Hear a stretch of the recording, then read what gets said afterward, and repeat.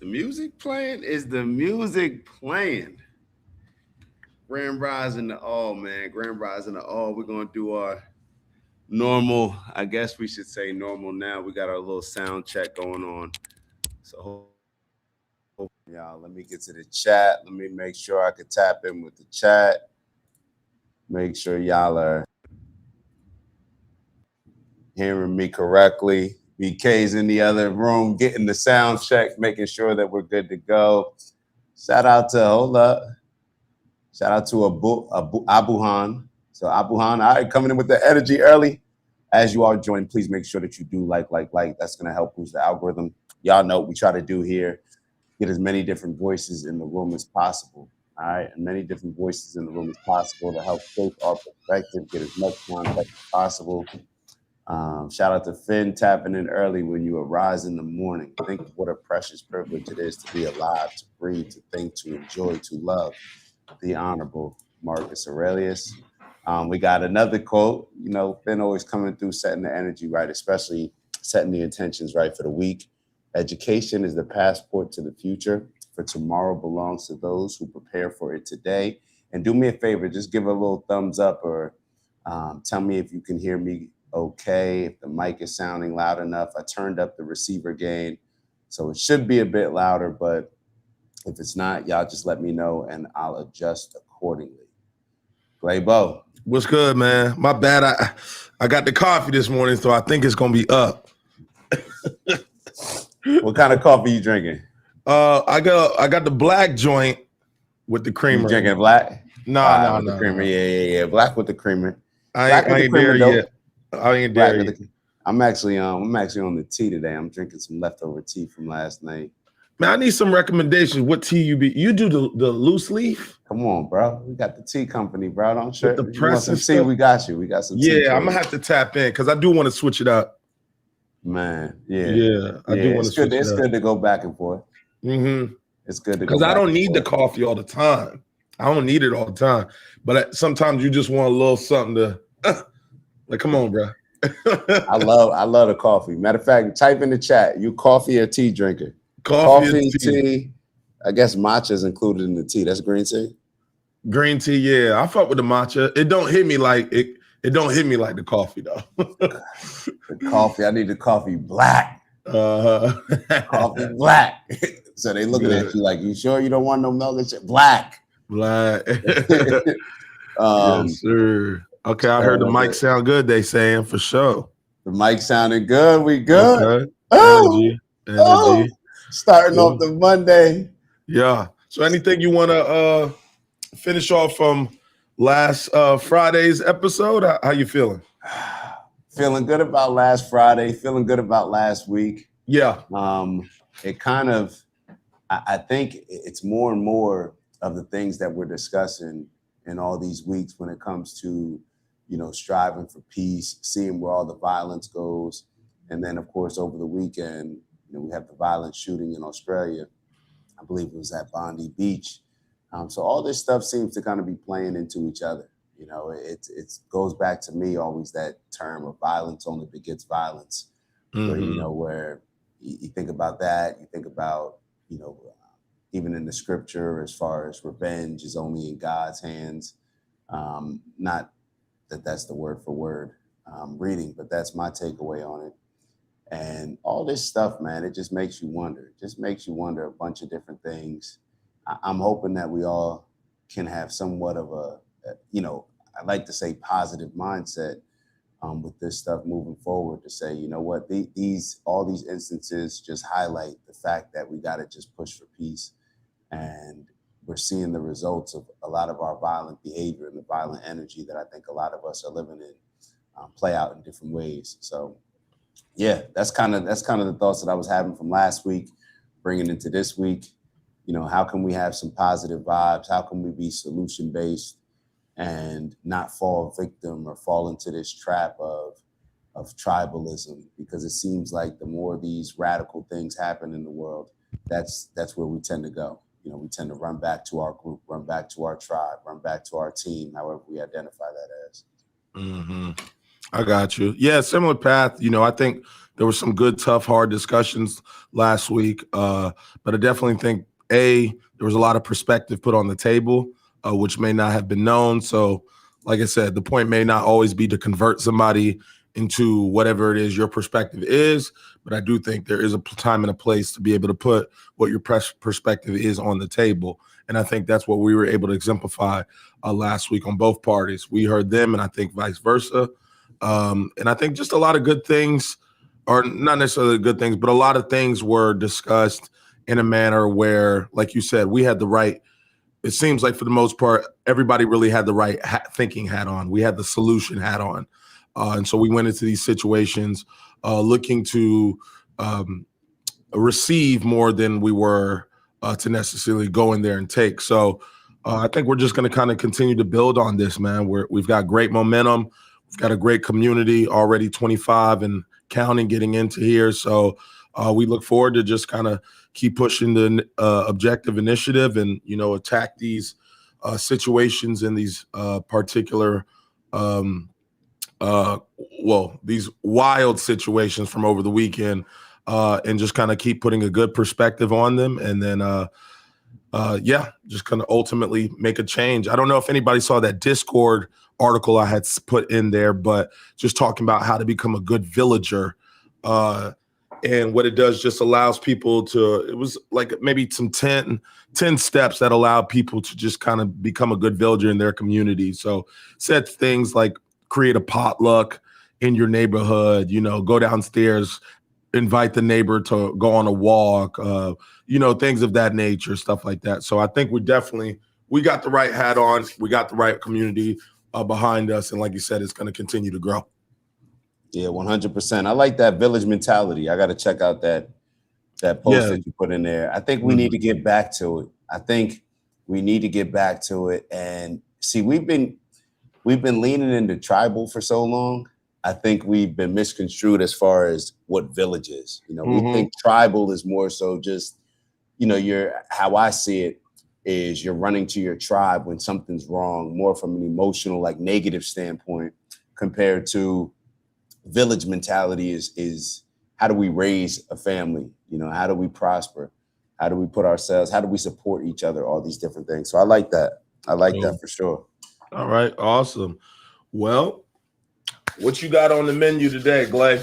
I mean, we're going to definitely have to get into this conversation with the mass shooting. I guess we can start there.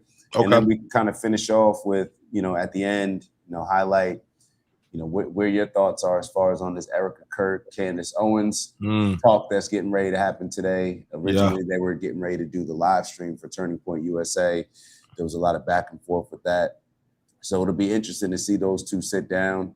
The entire situation and story is kind of weird. So I'm not sure how this private conversation is going to go, what's going to come from it. But you think that you would think that this is something that could have happened, a while ago without, all the extraness, but all the energy. What I mean? But here we are. We are.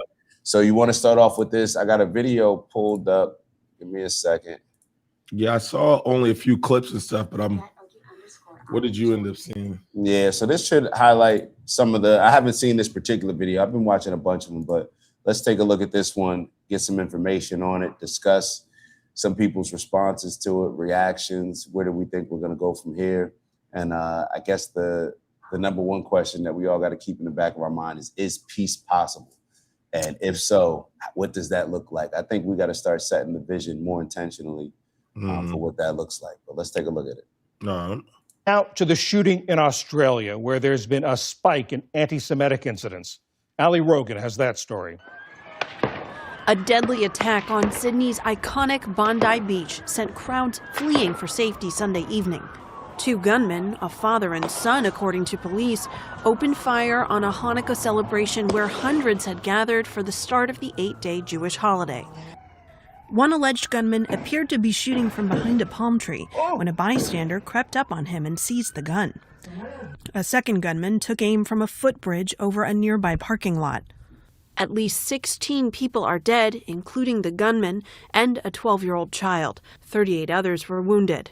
Young and old had gathered for the Hanukkah event. I seen a kid, she was maybe 8 years old. She got injured on the leg. and she was crying, and she was on the ground. So she was behind her mom. Her mom was on the ground as well. Finn Green is a tourist from the United Kingdom. And I just saw an older lady get shot, and she was on the floor. Saw an older guy get shot, very badly injured on the left-hand side, and I just saw a bunch of people screaming, run towards me. I didn't know what was going on. One gunman was fatally shot by police, and the second, who was arrested, is in critical condition. One of the men was known to security services. Australian authorities declared it a terrorist attack.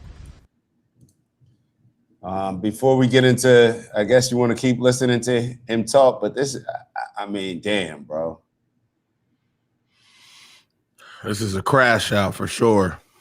Damn, and what we're hearing now are all the responses, people saying that, oh, I think it's a false flag. I think that this was just intentional. That's what happens in chaos, bro. In chaos, there's always a reason to, you can always justify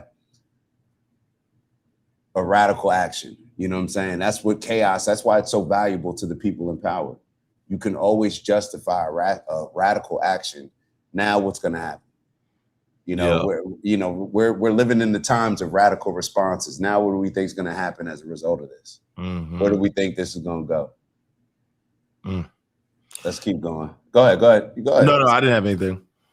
Let's see what this gentleman has to say. Australian Prime Minister Anthony Albanese.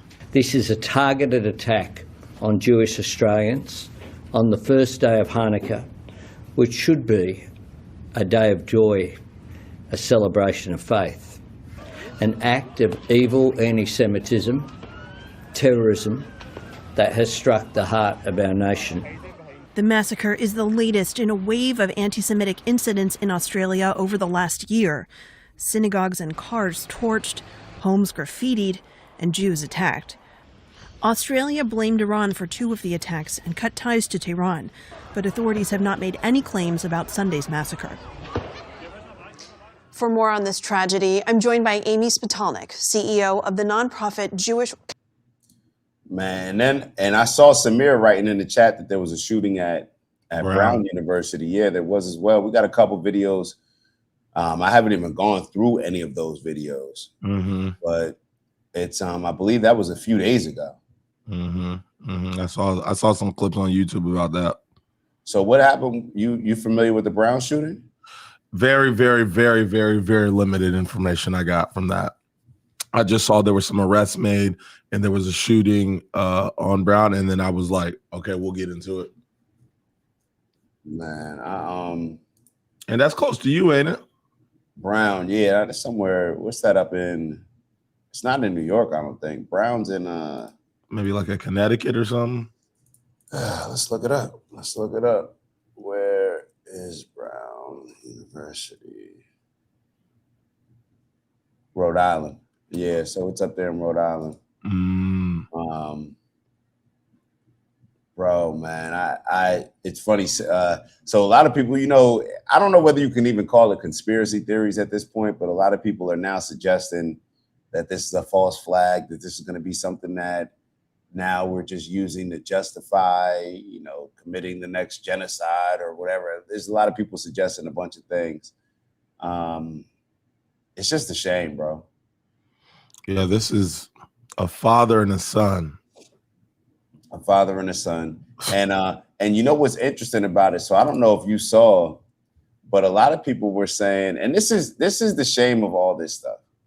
And hopefully we can only show this because it's just shows where things go and how people take advantage of tragedies, or how it may be presented to us as taking advantage of a tragedy.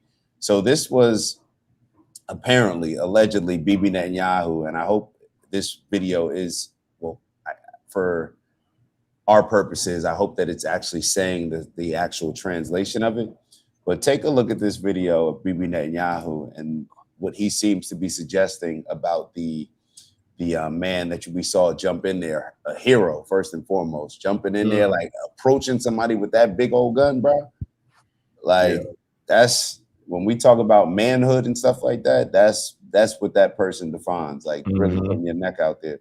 But take a look at this. ראינו את הרוע בשפלותו, וראינו גם גבורה יהודית בשיאה. אני ראיתי בדרך הנה סרטון של יהודי שמתנפל על אחד המרצחים,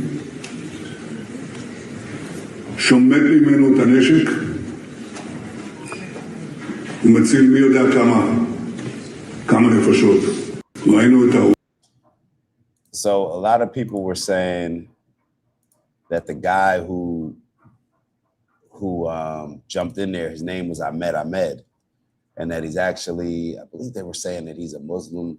Yeah, I did hear that. Syria. Did you hear that? I didn't know the place, but yes, I did hear that he was Muslim. And so I guess a lot of people are saying that Bibi Netanyahu. I mean, did you just get to read the video? Yeah, that we just played, or you just listening? You can translate. I was listening, but I was reading at the same time. All right, so pretty much he's saying that it's a Jewish hero that rushed to action, but apparently it's a Muslim guy. So to me, it just shows how narratives. You know, this is the same guy, and it's one, and it would be perhaps looked at in a different way if it wasn't the same old Bibi, like the same response. Like we can play plenty of videos of Bibi Netanyahu. Here, I actually saved an older one of him discussing how a lot of these attacks work, how you can manipulate people with different things, how he obviously seemed to use the Charlie Kirk shooting where he wanted to jump out there. And I believe he responded even before Donald Trump. I'm talking about Charlie Kirk, and just seems to be trying to paint the picture and to create, or I should say to control the narrative rather than anything else. Like you just like this during these times where you could say like, hey, a Muslim man was actually the person that jumped in there when there was shooting happening, targeting Jewish people.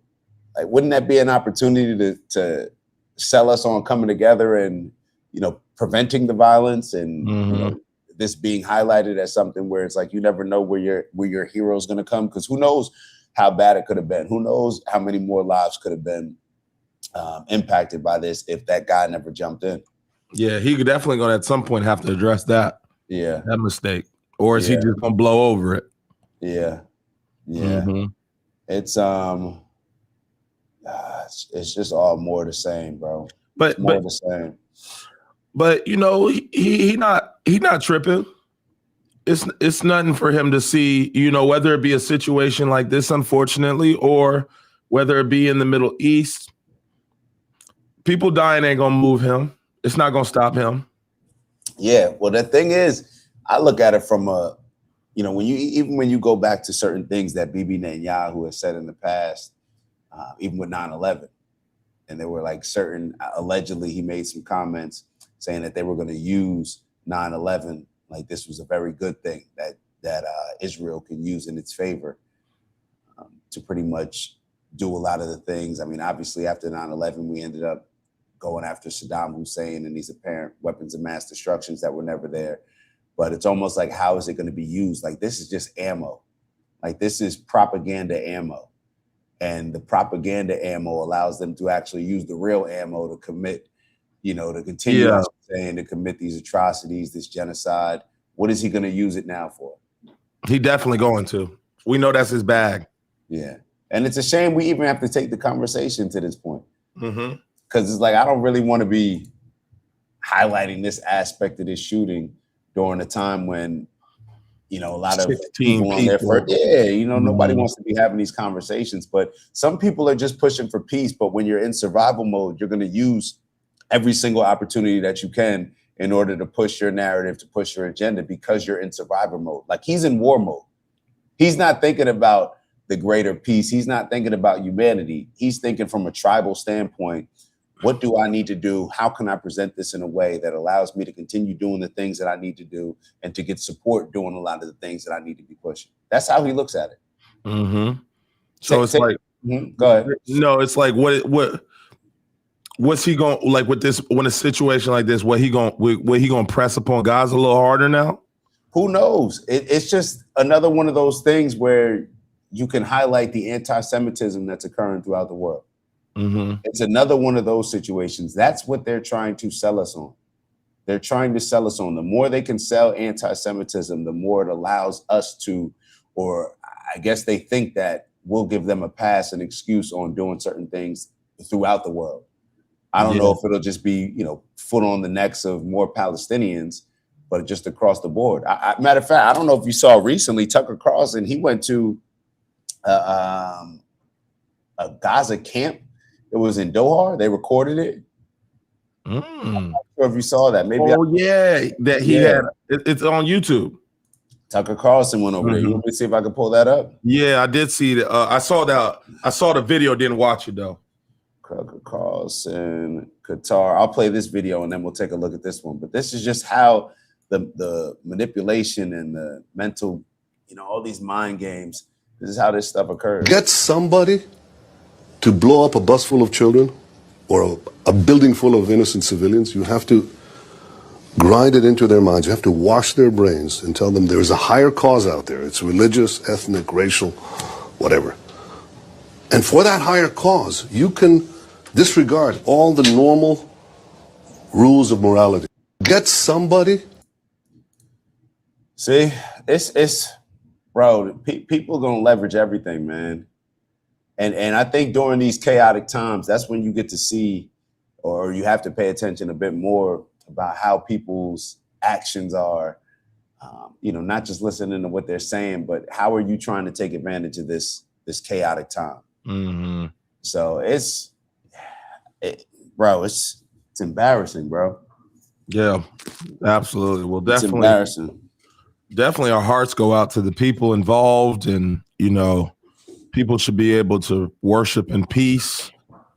And, you know, this is, you know, when I hear a father and a son, it's just another example of a man not doing his due diligence and properly leading his community, leading his family, and leading his child into situations as is.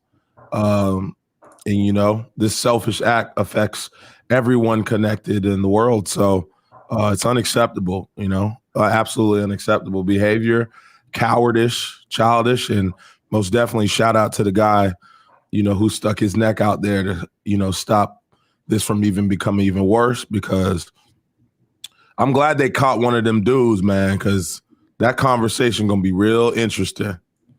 Rather than killing the dude, right? Yeah. Like we don't want the what happened over here, and y'all. Nah, we got somebody where the answer's gonna have to be held. Now, was it the son that was caught, or the child, or the dad? I think the son was caught. Okay, so I could be wrong, because it looked the way that the dude was moving, he looked like an old head when the dude took the gun from him, to be honest.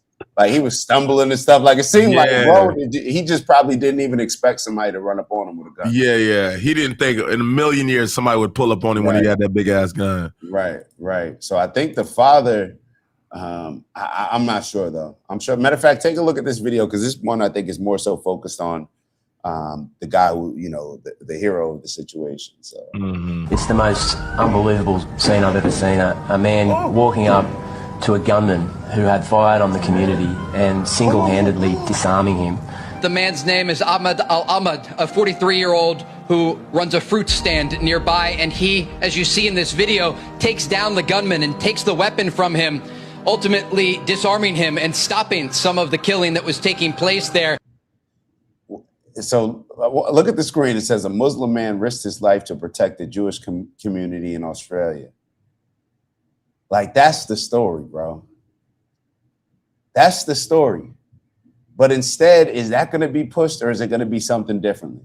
Shit, BB already tripped up and not even saying the right shit.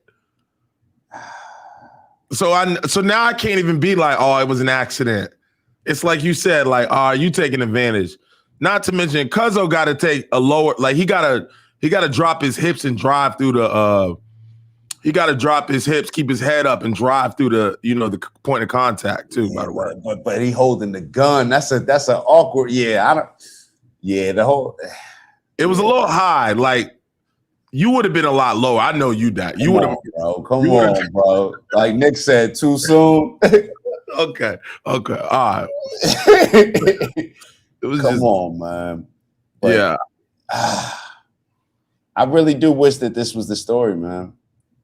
I really do wish that this is the story. And we can still make it the story, though. He's being praised as a hero across My man was running up. I appreciate this gentleman as well, man. Australia and the world.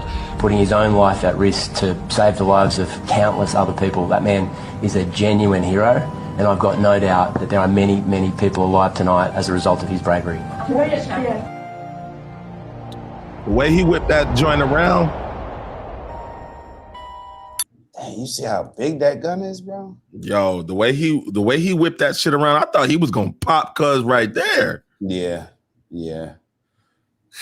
Man, all right. What you got next, Glad? Let's move on to this. Did you want to check out that video that Tucker did on that camp, or we can move on to, we can get into the whole Erica, and then I did want to follow up. Matter of fact, I told you that I wanted to follow up on the Sharon Moore situation, the coach from Michigan. Well, I think we got time to hit both. All right, which one you want to start with? Oh, let's hit that Tucker. I am Tucker been really putting some shit out, bro. I've been on the way. Take a look at this. So, of course, he's still getting accused, and I think this is him doing his mission as to try his hardest to, I don't know, like this is, I guess you get to a certain point in your life where you just want to do something positive for humanity. Now, I don't know if this is Tucker, like what he's standing on based on him being at Fox News this whole time, probably contributing to getting us in a lot of wars. I think he has said this before, where he's been on the wrong side of a lot of these conflicts and pushing us to get involved in a lot of these wars. So I do think that this is kind of his stance to, I don't know, say to make right or to rid himself of these sins. I don't know what it is, but I think that we probably get to a certain point when you can contribute in a negative way for so long, you feel an onus and responsibility to start, shining a light on and standing on something for a positive cause. So I don't know what this is about for Tucker, but yeah, let's just get into it. And I want to say that I think it's positive, everything that he is doing. Mm-hmm. Let's see. Now, a lot of us have spent a lot of time doing our best to ignore what's happening in Gaza on the grounds that it's kind of not our fight. Yes, there are weapons. Yes, we're paying for all of it. Yes, we're giving them cover at the United Nations. Yes, they're really kind of doing this in our name. Bibi is running around the world saying, I've got Trump in my pocket. I can do whatever I want. Trump will defend me. He's told a lot of people that. I control the United States Congress. I control the White House. I control the U.S. He's said that on tape. If you haven't seen it, look it up. But a lot of us have thought, look, got enough problems, don't want to get into it. But if you ever do look into what's happened in Gaza since October 7th, it's shocking. Now, it's not the only atrocity on the planet. The Israeli government is not the only bad government. Tons of bad governments. I covered the Liberian Civil War in 2006. There are a lot of bad governments, okay? But among so-called civilized governments, no one has behaved like the Israeli government has behaved in Gaza in a very long time, 80 years at least. It's almost unbelievable. Tens of thousands of children killed by a country with the most precise military technology in the world, a country that somehow got explosive pagers into the pockets of Hezbollah leaders in Lebanon. These are people who are, again, world-renowned, famous for their skill and their precision. Look at the bombing attack during the 12-day war on Tehran. It was precise. They didn't take out downtown Tehran. They took out IRGC leaders. They took out specific people. They knew exactly where they were. So the idea that they've killed tens of thousands of women and children, non-combatants, accidentally is a lie. No, they murdered them. They murdered them. It's just a fact. You can call it whatever you want. Genocide. Everyone's all, why? It's genocide. Okay, it doesn't matter what you call it. That's murder. You're killing people on purpose. Oh, but that always happens in war. It certainly does. Innocents die in war. That is absolutely right. But in no modern conflict in my lifetime have this many innocents died without any apology at all. So what sets, you hope, the United States government, or has during most of my life, apart from other governments like the government of Israel, is when we kill people who didn't do anything wrong, like children, we are penitent. We apologize. Sometimes we put the people who did it as in My Lai, for example, in Vietnam, on trial because we don't kill people who didn't do anything wrong. Kind of hard. This is the whole violence thing, bro. This is the whole like justifications in war and war crimes and all that stuff. This is why the only war crime, like the number one war crime should be that war is a crime. Mm-hmm. You just can't, like, we think that we can have these just wars. And even there was a conversation between Matt Walsh and Tucker Carlson. They did an interview last week that I was like tapping into a bit. And they were having this conversation like there can be just wars. How can there be a just war? Yeah, it's an oxymoron. In what way could you have a just war? Like, it just doesn't make any sense. Like, you're justifying killing somebody. So therefore, the justified retaliation is going to be, it's just not realistic. But for whatever reason, we allow this to go by. We allow this stuff to go by. And it's all good when we're the powers. It's all good when we're the most powerful people, when we're the ones with the biggest guns. But, bro, we just can't justify. How are we in 2025 and we're sitting here acting as if war should be something that an option on the table for anything?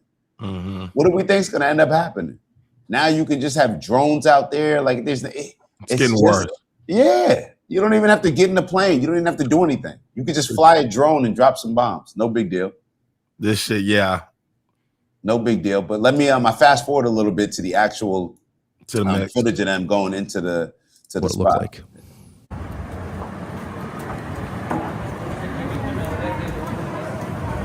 Most of them are the special needs. They are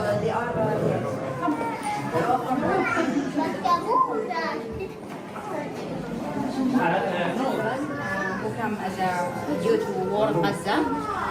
Most of them need children with special needs, or they are injured. How many have two parents? Bro. Come on, man. This can't be the norm, bro. This ain't right, bro. This can't be the norm, seeing kids living like this, bro. Legs are missing like they were in war or something. Crying. This ain't right, bro. And we have to look at these images, bro, because this is what war looks like. We're the most vulnerable. Those are the ones that, it's like, come on, bro. Like, these kids don't even know what's going on in the world. They just happen to be born into the wrong religion, into the wrong location. Like, yeah, no control over this. And it's kind of wild that we're actually only seeing this now. Yeah. And this is in Qatar. So can you imagine the ones that are actually, I mean, I don't even know. Yeah, what I'm saying, like, I'm assuming that there's some that are actually, oh man, bro. No arm, no hand.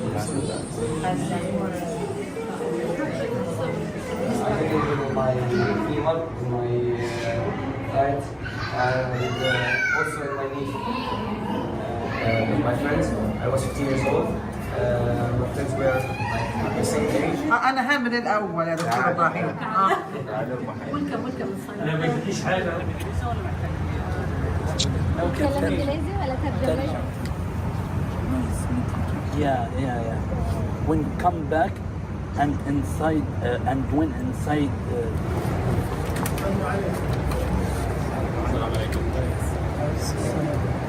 You're a journalist? صحفي. تعب؟ لا.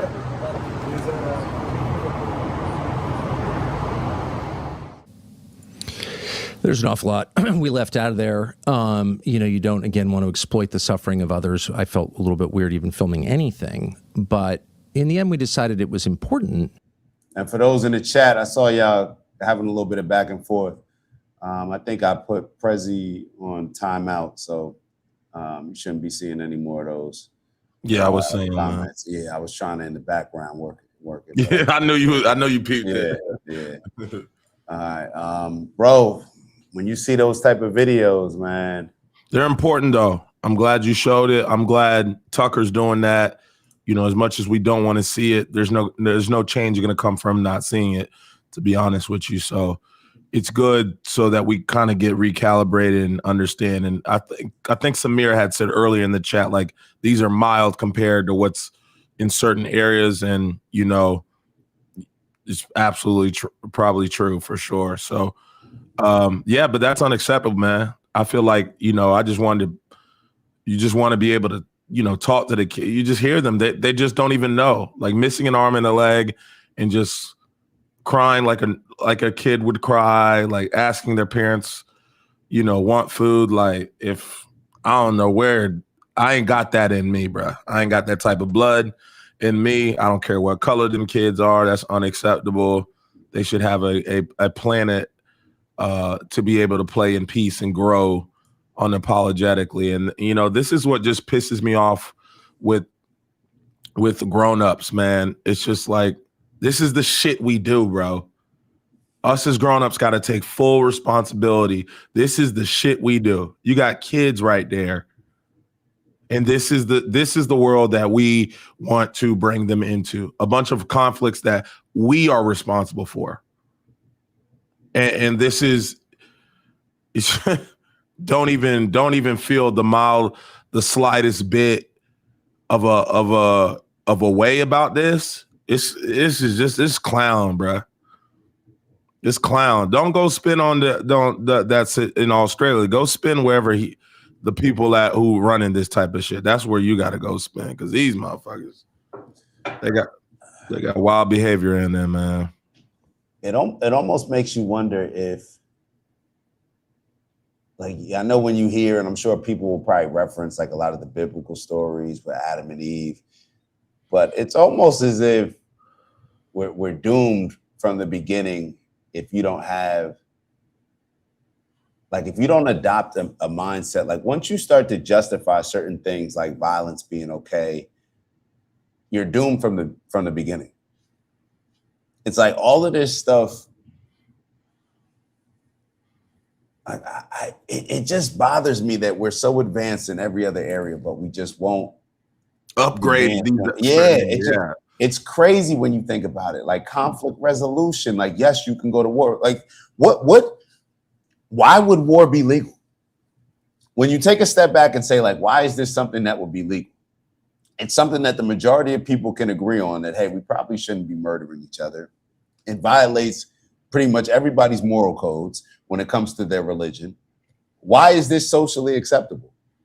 Why is this something that we're conditioned to look at and say, you know what, you know, we may not like it, you know, may not love it, but, you know, it's a means to accomplish, I don't even know what, but it's a justified means for whatever reason. Why do we allow this? The only answer to me is like, yo, we can't accept wars. We have to make war in general just a crime, bro.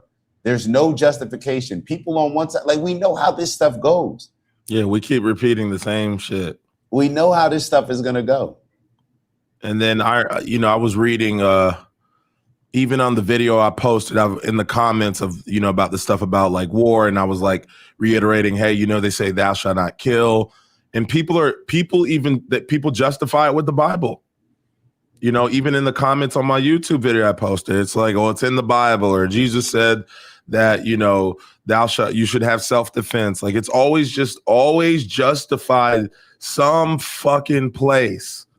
And then it's just like, and if it's justified in their religion or the Bible, or they find a way to conveniently make it that way, then it's off the table. That's why I felt like last week there was just so much conversation about, like, bro, how can we upgrade religion so that we all parties in the classroom can have a similar view on what the book says, or what the religion says, or what your belief says. But when we refuse to update our textbooks and we keep reading this shit that got so many people moved in different directions of, well, it says this, but in this scripture it says this, but in this scripture it says this. When we keep on doing that, you can't tell somebody killing ain't okay. You can't tell them war is not okay, because they justify the shit.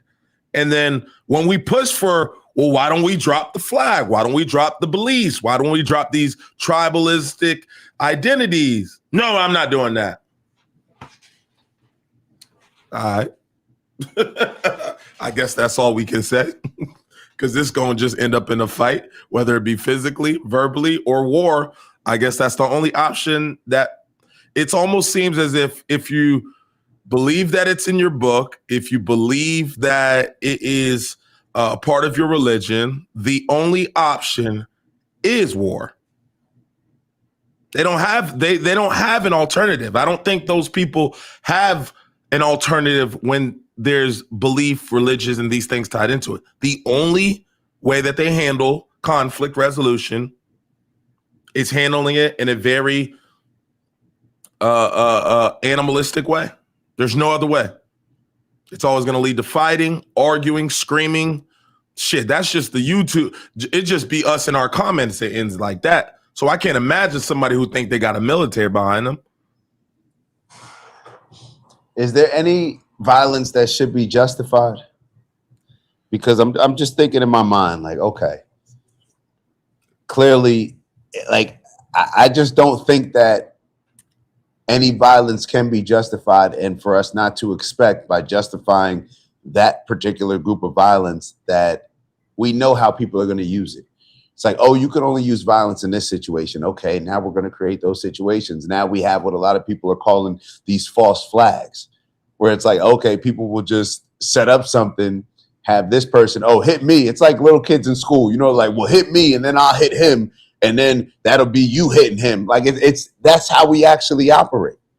Mm-hmm. So it's like at any point could violence be justified? And do we have to get to a point where I'm not even talking about, I don't even want to make it specific to religion, but anything that condones violence, how can we associate that with a higher power, a higher calling?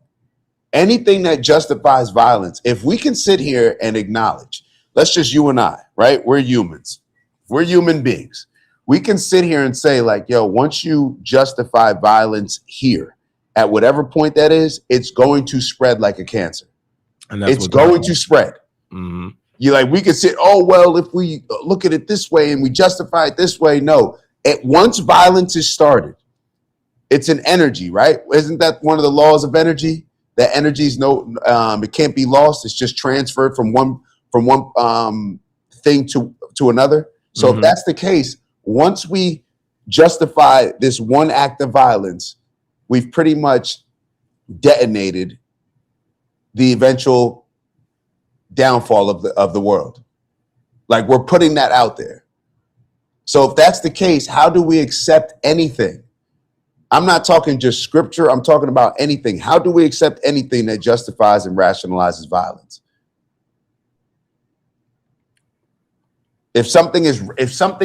If we're writing about it, if we're talking about it, anything that justifies violence,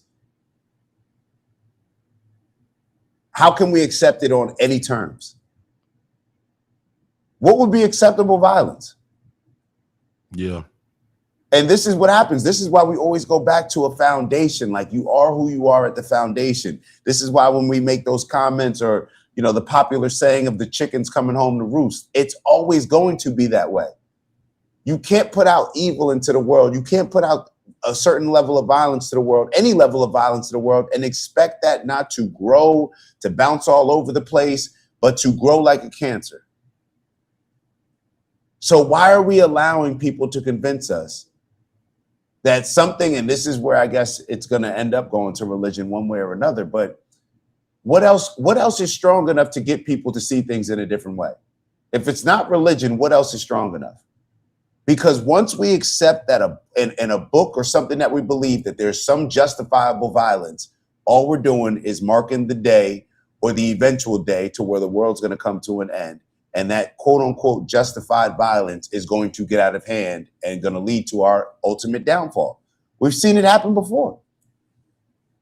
We've seen it happen before. It's written about in the scriptures, but for whatever reason, we seem to be just getting back on board with the same pattern, repeating the same cycle. How? Mm-hmm.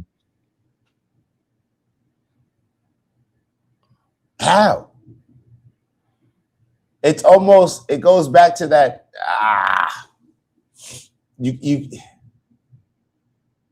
what are we willing to give up in order to accomplish the goal? What are we willing to give up in order to accomplish the goal? Let me take a look at this next video. Candace? Hold on. What was it? No, I think it was actually, I want to stick on this for a second because I think Theo Von and JD Vance were having a conversation, and it was regarding Israel and certain things that JD Vance said about whether or not it's a genocide, what's going on in Gaza. So let's take a look at this video before we get to the Candace and Erica Kirk back and forth. And I think for the Candace, Erica Kirk back and forth, there's a good video that Jason Whitlock did that will allow us to elaborate on this conversation that's getting ready to happen today. But damn, Theo really be in his bag with the political joint. When did this pick up? I think when he saw, well, his Trump interview was one of the things that set Trump over the top.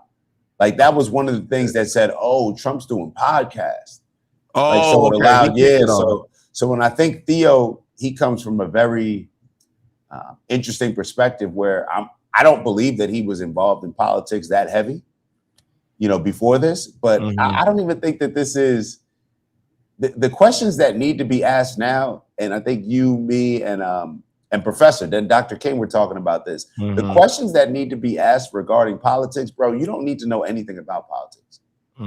Like, it's almost like the more you know about politics at this point, it can almost like just be more and more propaganda or more brainwashing that you have. These are just common sense questions that need to be asked. Questions that a 10-year-old would ask, like, well, how is this okay? And these are what we need to be asked.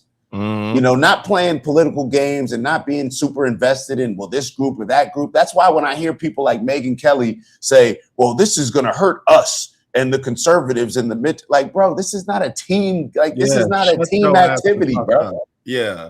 Shut your ass up. All right. But let's take a look at this conversation. Okay. And I'll let you respond first. You let me know what your thoughts are. Okay, yeah. I think the tough thing just as a regular person, right? It's like we're seeing all these videos of people like picking up pieces of their children and like, of course, it's the sickest thing I think it's ever been televised. Basically, if you consider watching something on your phone being televised, it feels like a massacre, and it feels like, I've called it a genocide. Other people have different thoughts about it, and that's fine, right? And I don't need anybody to share the same thoughts, or you too. But I think where it gets scary is that we give, we're complicit in it because we help fund like military stuff, and that's where as like a regular guy, you're like, well, I'm paying these taxes and they're going towards this, like, but you can't do anything, like you can talk, but it's like, you can't, I don't understand how it becomes like tough for people. Like sometimes it feels like we look out for the interests of Israel before we look out for the interests of America. So let me say a couple things. So before they get into the conversation between Israel and America, because I know where that's going to go. Critical wrote something. I saw that. Okay. Please feel free. What are your thoughts? Not all violence is toxic. Our eyes and for our meat eaters, we have violence because our whole existence through evolution is violence. But now all of a sudden you have a cell phone. Critical, I can't co-sign this, and I'm going to tell you why. We got a couple things to unpack with this. I think you are clearly at the age where you can control the things that you feel like are animalistic. It may be animalistic to jump on somebody and have sex, but you have to control that. It may be animalistic to lay in your fucking bed and not do shit all day, but you can control that. It may be animalistic to respond a particular way in public, but you don't do that. Once you hit a certain age where your parents don't have to hold your hand through a fucking grocery store, you're more than welcome to combat your animalistic ways. So I think that's an excuse and a cop-out per usual. Second situation I don't like about that situation, it is not there's no possible person that walks this earth that can sit here and see a ton of children be impacted by a bunch of animalistic grown-ups are doing and not feel the need to stop. Everybody wants war. Everybody's okay with the animalistic behavior until you're staring that down a barrel.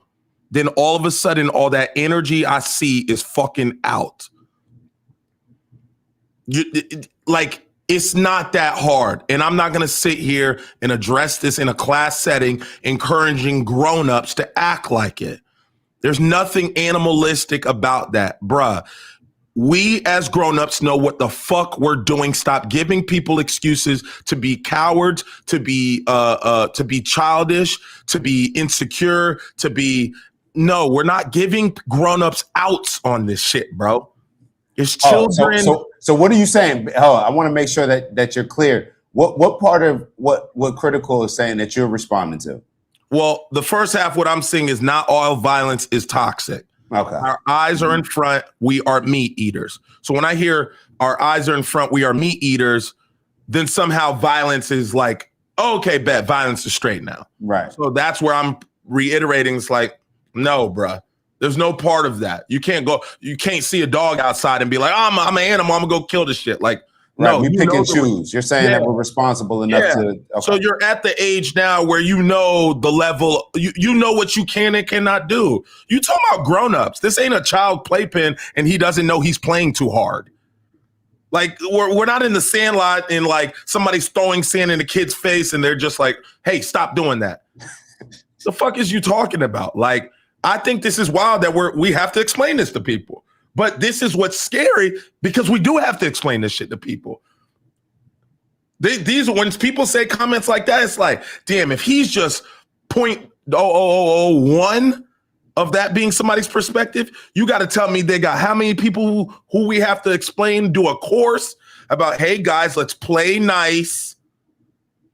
When you grow up, let's play nice. Just because somebody's a different color or is wearing a t-shirt you don't like or he believes in a different belief than you don't like, it doesn't mean you can hit them. Right, class? Yes. Okay. Let's get back to work. Fuck is we doing? See, I think that you I think you giving people a bit more credit than I give, man. Oh, let's hear it. Because he says all I hear is entitled American. Making it seem entitled for not wanting war. Making it seem like he just out here, like he just beating people up and crashing, and like he just like the biggest gangbanger, like out here, like the biggest bully. Shut your ass up. You in the comments, like out of here. Entitled American for not wanting war. I think y'all may be talking past each other because I don't think that there's a possibility that you saying that you don't want violence, that sounds like an entitled American. It doesn't work. Like we can push for all the tough guy stuff. We can push for all the violence, but it doesn't work. And it only works based on what your goal is. If the goal is to achieve peace and us living in harmony as humanity, then violence just doesn't work. But to Critical's point, it's funny because this has become the number one reason why I don't go back to eating meat or fish and eggs. This is what it's been. It didn't start off with this, but this is what it definitely morphed into. And, I started off, it was just a bet, and it's turned into, it'll be next week or this week, it'll actually be 6 years, no meat, no fish, no eggs. And now that I've realized, and I'm not recommending this to anybody, actually. I'm actively trying to psych myself up to go back and eat more meat and just get back into meat just for a few different reasons, I think. But I'd be lying if I didn't acknowledge that there's a part of me that doesn't want to go back to eating meat, because now that I've known that I can survive out here without eating meat, like, think about it. That's 3 times a day that I was just accustomed to consuming animal flesh. And a lot of people would look at it and say, like, yo, that's not like, bro, come on now. Like, nobody's really thinking it like that. There's no connection here. I actually do make a bit of a connection.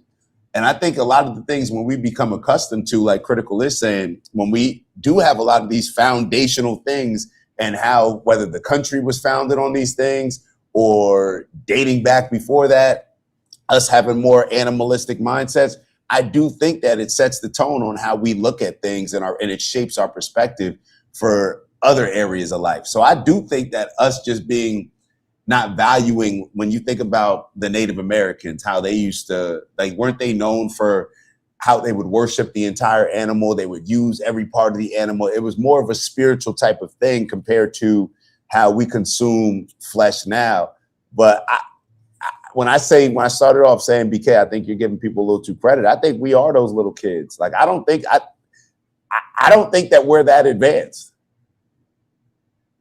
I do not think that we're that advanced to be able to be responsible with like violence. Is that what we're actually questioning? Like a responsibility, like whether or not we can be responsible with violence, whether or not we can know like, okay, hey, this is justified, but anything more than this is out of pocket. I don't think that we are capable of deciphering between the two. You think that we more so should be? Yeah, I mean, it's just like the way I'm kind of seeing it. It's like we have these we'll have comments like critical is saying, but like, and I'm seeing comments of people say it's not possible to stop. It's in our nature. Motherfucker, you ain't never killed nobody. Yeah. What are you talking about? Shut the fuck up. Highlight the comment. Huh? Highlight the comment. Okay. I want to make sure that. But just in general, like violence is inevitable. It's like, no, it's not, bitch. You ain't never killed nobody. Shut the fuck up. How the fuck you gonna tell me that it's impossible to stop? Y'all ain't never dropped no bodies. You ain't never killed no animal with your hands. You go to Publix, you go to Kroger, you go to Whole Foods. What you talking about? It's not controllable. I ain't never had to kill nobody. That should be simple enough. I've never had to kill my animal to eat it per se. And if I did, it's not something I do regularly. I don't know what self-control you don't have, bro. You go to the grocery fucking store. You ain't never had to kill somebody. You might have gotten a fight with somebody a couple times in your life, but does that mean you go around fighting everybody? No, motherfucker. What is it we talking about here?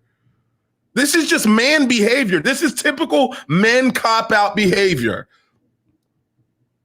That's why men condoning violence that never do the violence that they're condoning, you're saying? Well, I think that in a breath. Like if I'm talking to somebody who is heavy, let me talk to the people that are always in altercation, always in these type of killings and stuff like that. Let me talk to him and tell him, yo, let me talk to him and get that kind of conversation. But to try to say I'm violent, nigga, if you are a violent man, there are responses to your violence. If you can't control whether or not you're violent or not, you will spend time in a small cell for a long period of time. That's usually where they send violent people. So to act like you're a part of a functioning society, but you're so fucking eternally violent, you ain't got to sound tough in the comments to me, bro. You wouldn't be in the comment section. So check this one out. Hunter wrote, what the F is dude talking about? It's just immature for humans to use violence. Yes. Like he has. I don't know what else. Yeah, yes. It's immature for us to use violence. It's the most, and you know what? It's if somebody came up to you and slapped you right now while you're walking to work, right? How would you categorize that? Let's say if somebody came up to you and slapped you and you knew that physically they were a bit more, developed than you and intimidating. Down. What would you like? How else would we look at it? Like, you sit his ass down. The fuck? Go slap a cop, Mr. Energy. Yeah. All y'all niggas get out the section, get out the comments with this shit, bro. Y'all not hard. Y'all are in YouTube's comments talking about how hard y'all go. Go spin the block if y'all so aggressive. Fuck out of here. Me and you have played a violent sports our entire life. We are bigger and stronger than the average fucking person on this planet. And I got people telling me that you can't control violence. We've literally been doing it our entire life. We played sports our entire life. Now people tell me how, they can't control it. Bruh, what? What do you run around campus tackling people? This is a per usual cop-out, bruh. Let me ask in the chat, because I think where people are stuck on is to saying like, is this possible? Like, so I guess the first question is, or I don't even know. Let me just kind of explain everything, and then BK, you can tell us what we'll ask the chat. Mm-hmm. But in my mind, it seems like people are having the back and forth with themselves of whether or not achieving peace is possible, or whether like eradicating the world of violence, is that possible? And I think people answering that question saying no makes them then say, oh, well, then we shouldn't even strive for it. You get what I'm saying? That's it's like it's almost like it's like we never played a perfect game. If you're on a team, then you've never played a perfect game. You've never written a perfect speech. You never had a perfect meeting, whatever it may be. But does that mean that you don't strive to have a perfect game? That you don't strive to have a perfect meeting? Because in baseball, I guess some pitchers have pitched perfect games. You know what I mean? Like it may be something that happens. The likelihood of it happening is slim to none, and perhaps it's never existed. I don't know, but it's more so I see it as a direction that we're walking in. Like achieving the greater peace for me is not, oh my God, we made it, we've arrived, there's no more work for us to do. It's just something that we continue to walk in that direction. It serves as a North Star. We may never get there, but this should be the direction that we're moving in, because if we're moving in any other direction, then it's just negative. One step closer to our demise. It's simple as that. This is why you can't listen to people that don't play. Like, you know how you have somebody in the stand or somebody in the on the team or in the locker room who's like, oh man, our season's over, or it's the fourth quarter, fuck this shit. And then you got some people that rally, some linebacker that come in and they'd be like, bruh, tighten the fuck up. We ain't going out like that. And then you got some bitch ass motherfuckers who just be like, oh man, we already lost the game. I'm not listening to you because you don't play. You know who you should ask of whether or not it's animalistic or it's humanistic to want to have war and fight and kill. Go ask people in the military what the fuck they think. Yeah. I'm not asking somebody in my YouTube comments of whether or not they can fucking control themselves. Go ask the father who has 2 kids back home who's fighting a war that he doesn't believe in. Look at the IDF soldiers. Shout out to Kyman. She put in the chat earlier, and I saw this article. I'm not even sure. I saw an article. It was like a few weeks ago where a lot of the IDF soldiers, they are having, I think it was something with a high suicide rate, where they're struggling with a lot of mental health issues. A lot of the IDF soldiers, based on the things that they're doing. Yeah, go get in military. Get out my comments. Let me ask y'all. I guess what it comes down to is. And this is when, in my opinion, people can show their beliefs and their faith actually in a way that makes sense as far as, like, do you believe in God? If you believe in God, isn't that the same thing that's saying that, do you believe in peace? Like, do you believe in... no, but for real. Because if you believe in God, God is supposed to be the things associated with the positive, right? It's the yin and the yang. It's God, the devil, right? So God is supposed to be associated with the positive things. When we get up and we win an award, we thank God, right? So if God is associated with the positive, and if there's always a war between good versus evil, and God is always fighting against the devil, then does that mean that we shouldn't be fighting? Does that mean that we shouldn't be striving for these things? Do you believe in God? For somebody who can sit here and tell me that we can't get to a place where war, fighting, and killing will always be around, then you're right. Fuck you talking about. Y'all believe somebody walked on water? They ain't have to twist your arms to do that. They ain't have to twist you that I'm coming. They didn't have to twist you that he's coming back. They didn't or that a baby was born from a virgin pregnancy. Where you believe in all that? Where were all the question marks in my comments on Friday when we was checking that? Where was the energy at? Somebody was walking on water, took 2 of each animal, put them on a big ass boat, and drove her. Nobody was tripping on us in the comments about that. We was wild to think that couldn't be possible. But world peace, you guys have officially went off the deep end. That's where they draw the line, Dak. I want to just ask Critical, and I want to pick on Critical. He said, y'all drink too much water out of plastics. Critical, what is your solution? Yo, just I guess just go. Or do you have a solution? No, he don't. I guess it's just go. Like, what is your vision? Like when you close your eyes and you envision, I'm assuming a more positive world. What does that look like for you? How do we get there? Because it's funny and it's real easy to throw out, oh, that's impossible. These guys drink too much water out of plastics. Perhaps you're just at that age where you just feel that you can't contribute to us achieving something, or you know, you can't take a chance and achieve something that isn't likely. I don't know what it is, but I'm just sitting back and I'm just wondering, you know, exactly what, like, how do you see this thing moving more in a positive direction? I don't get it. Oh man, look at this. And Hunter, you see this one? Oh, that's exactly where I was going. Bro, you tripping thinking violence is the effect of a religion. Who said this? Is that what we've been saying this entire show? For real?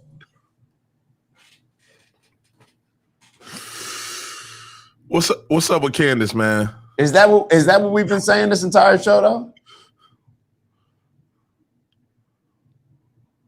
I have no idea. Did we at all blame the violence on religion? Or did we, and this is the thing. So for me to sit here, it's funny how you offend. It's almost like a hit dog on holler, where it's like, I can sit here and say like, yo, anything that condones violence, we may have to throw it away. Anything that condones and justifies violence. And I guess Hunter takes that as, oh, you're saying religion is the cause of all this violence. And not once did I say that, but that's the conclusion that you draw. And that's kind of the point. It's kind of the point. I had somebody in the comment section who I've gone back and forth with on one of the Nick Fuentes videos. And they told me, they said, oh man, I'm bummed out to hear that you're not a Christian. And I was like, you're bummed out to hear that I'm not a Christian. And I was sitting there, I was like, bro, that's like what you just exhibited is kind of the reason why I'm not, like, why I don't consider myself Christian. You get what I'm saying?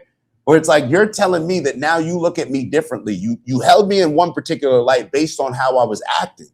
And me saying and letting it be known that I'm not Christian, that was the only thing that made you, I guess, at that point realize like, oh, he wasn't Christian. But when you were just basing me off my actions, you looked at me in a different way. But now when I say, hey, I'm not Christian, now you're holding me in an entirely different light. That's the problem with it. That's the problem with it. And this is Abuhan wrote, you literally said God is synonymous with peace. Let me reiterate, my God is synonymous with peace. Your God can be synonymous with whatever you want your God to be synonymous with. But my God is synonymous. Any creator, just like my parents want their kids to get along, my brother and I to get along, any creator, is God not the creator? Do you think God wants us fighting and committing evil sins?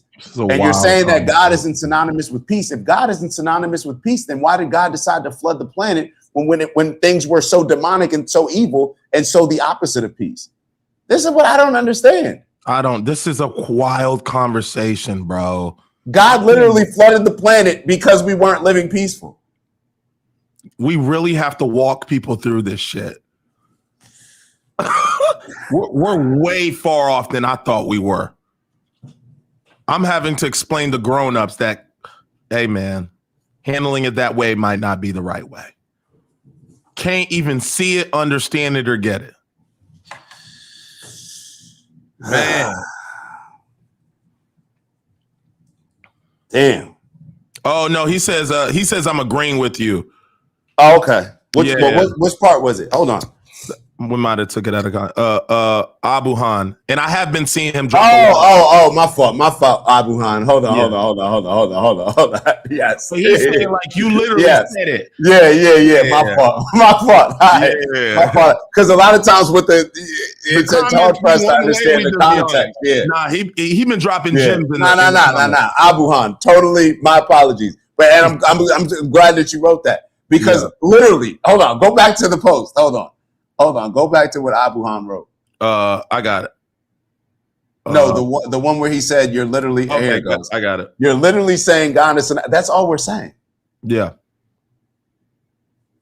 Like that's all we're saying. I don't understand why that's such a hard concept for us to understand. Like we have people sitting here who claim to be of a certain faith.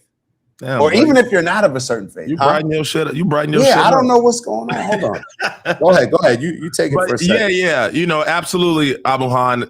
I don't know if it just requires a level of, and some may be offended by this, but maybe it just requires a level of maturity especially when it comes to your emotions. Because the typical people that I see lashing out, feeling the need to handle things with violence are usually the emotionally immature. And I think Steve said something about that earlier.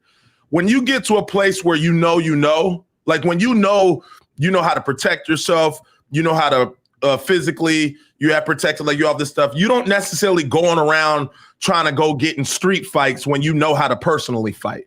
But sometimes it's the ego of the individuals who don't know how to do that stuff or who never understands the repercussions of fighting. You know, and they typically can conveniently just say what they're saying and spreading this agenda when it's just capped to begin with. Bro, when you know how to fight, you don't go looking for fights. When you know how to shoot, you don't go looking to get in back and forth with guns. You just get to a place where your level of maturity can meet, and then you're just like, look, man, certain things, you avoid certain areas, you avoid certain conflicts. If you see something going down a particular road, you turn the blind cheek, you avoid this type of stuff. And maybe that's just a level of maturity that is required amongst the men that we have. Because regardless, I remember getting in a fight years ago, and I ended up going to getting locked up for like a week for this fight, right? And it was a fight between me and one of my roommates over some stupid shit. And I remember having the opportunity to walk away, but I didn't, you know, young motherfucker, stupid, hard head. And I got in a fight and the cops were called. The cops came over and the cops arrested both of us. Mm-hmm. And the cop said, I can't arrest one versus the other. It's either both of you guys sit y'all asses down, or if one person wants to press charges, y'all are both going. We both sat in jail. I sat in jail for a week.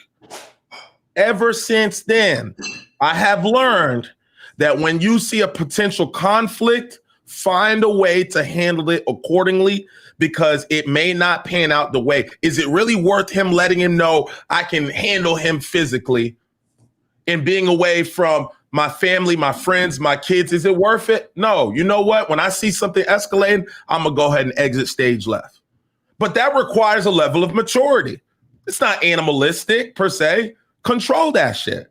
But for some people, and when I see situations like when I see in Australia with the father and the son, this is people that are not in control of their emotions and don't understand what the repercussions are, or maybe they do understand it and they just flat out don't give a fuck. Just tell me in the comments you don't care. Don't tell me it's not possible. It's the fourth quarter and maybe we're down 3 touchdowns. And you stop fighting, you stop playing hard. Just tell me you don't care because you feel like the game is over. But don't sit here and tell me in the community and the men that you are supposed to leading children and women that the fight is over. Who even trained y'all to speak like this? Who even trained y'all to talk in this way? If we was in the fourth quarter and we was down 3 touchdowns, I dare somebody on our team to speak in this fashion like y'all are speaking. Like, yo, we probably gonna lose, man. We're gonna make it to the playoffs, man. Hey, coach, get him up out the game now. And get him up out the team. Yeah, for real. When you're responsible of leading a congregation, a group of people, you think in the movie 300, you think they didn't know they were gonna die? He walked into it because he know his legacy and his impact was far more important than what was in him in the flesh. So hold up. Mm-hmm. Because a lot of people going to say, yeah, they walked into it, but they was about to exhibit some violence, or so, you know what I'm saying? I think that I guess what it comes down to is, at a certain point, somebody who gets punched in the face can't punch back. Say it one more time. Because when you use the example 300, mm-hmm. like it's like they were going to go to war. You know what I'm saying? Mm-hmm. So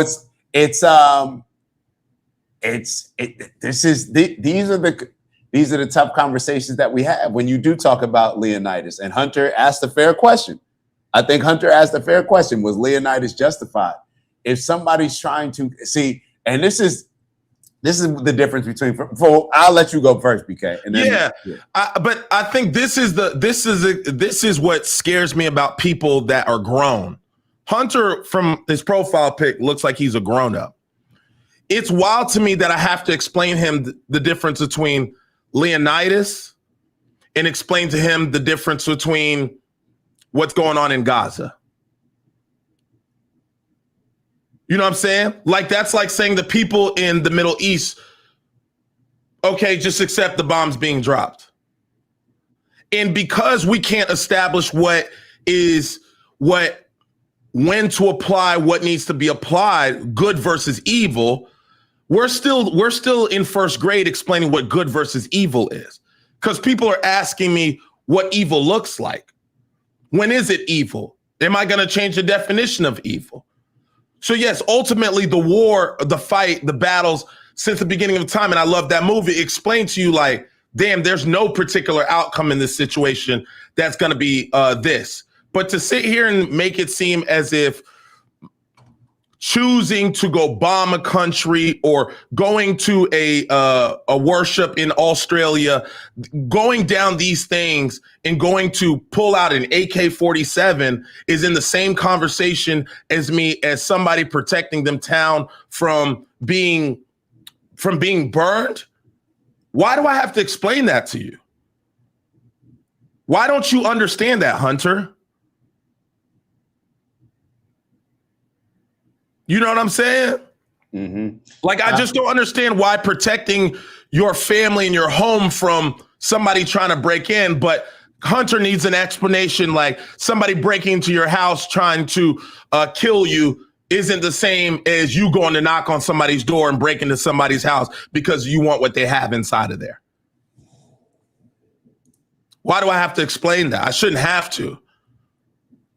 So let me kind of get in here a little bit. So I think I think y'all are a little bit talking past each other, because I think that we're acting as if justice is the ultimate word of what we should be seeking.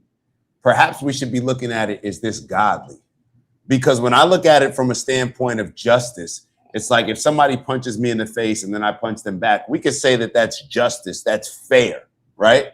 But we can also step back and look at the situation and say, well, it's still going to make the situation worse. You get what I'm saying? Like, those are two completely different things. Asking whether or not something is justified. You can say that it's justice that if somebody does something to a child of yours, that you go back and you inflict some type of violence on a person, or they have violence inflicted on them, right? That's justice. But you can still say that it's wrong, and wrong or right more so is aligned with a goal. So like, what's the goal first? First, we got to establish the goal. If the goal is for us to live in peace and harmony, then we can look at a situation and say like, okay, this could be justice. So somebody getting punished for a particular action in response to it, it could be justice. However, it still puts us in a position that we're moving away from our goal and more towards more violence. If the goal is peace, if there's peace on this side and violence on this side, the goal is peace. We can have a justified situation where somebody, hey, this person punched somebody, they got punched back. But the second action before you punch that person back, is that second action of you punching them back, is that going to lead you to more peace, or is it going to lead to more violence? Now, some people may say, you know what, me punching them back, that's going to stop the particular violence. And, that's going to, I guess, establish a base of peace where it's like, you can't punch me, where we're treating others the way that we want to be treated. So it's a lot that goes into this. So I'm not 100% against as far as what Hunter's saying. Like, I understand what Hunter's saying. They're pretty much saying that some violence can be seen as justified. I understand that. What I'm saying is that even if there's certain actions that even if we take as far as them being justified, they still move us in a direction towards violence. So it's like, does the goal matter? Which matters more, justice or us accomplishing our goal of achieving peace? We can't have both. You get what I'm saying? And I think that's where a lot of the confusion is coming, where people are trying to say that, oh, you can have justice and have peace. I don't think that you can have justice all the time and then have peace. I don't think that it's possible, because part of justice, this is where, Hunter, I'm assuming, let's say, I don't know your religion, but let's say that you're Christian, or anybody else that's Christian in the chat. I'm pretty sure that it says that vengeance is for God only, right? But sometimes vengeance can be justice, right? Sometimes somebody getting paid back for something that they did negatively can be seen as justice. However, in the Bible, it also says that vengeance is for God only. So perhaps when something happens in this world, perhaps the justice is something, or the vengeance is something that God can give, but we end up getting in a bad place when we think that man can be the judge of what's just when it comes to other human. It's a tough situation that we're in, bro. It's a tough situation that we're in. Yeah. It's a tough situation because that's what I said. At a certain point, the last person who gets hit, you know how you play that game of hit me. Oh no, I hit you last. I hit you last. Everybody wants to get the last licking. And it's just like with Game of Thrones, that part of Game of Thrones that we played a while back, where it's like you get to a certain point where we don't even remember how the violence started. It's no different than the gangs. We don't remember how it actually started or who started it, but everybody just wants to get the last lick. So if everybody has this mindset of getting the last lick based on the fact that this is justice, then it's always going to move us to a position of where we're always approaching that violence. So I don't see justice being possible if you also want peace. Now, y'all tell me what y'all are thinking. Y'all tell me what y'all are thinking. But and for a lot of people seem to be confused. I don't understand what the confusion is, but let me just clarify. We're just talking about how to establish peace. That's from a simplistic standpoint. Glay, am I off when it comes to that? Or no, that's where we at. The conversation is just based on, we see all this violence happening throughout the world, and obviously we want to be solution oriented rather than just talking about it. So based on that convo, are you confused too?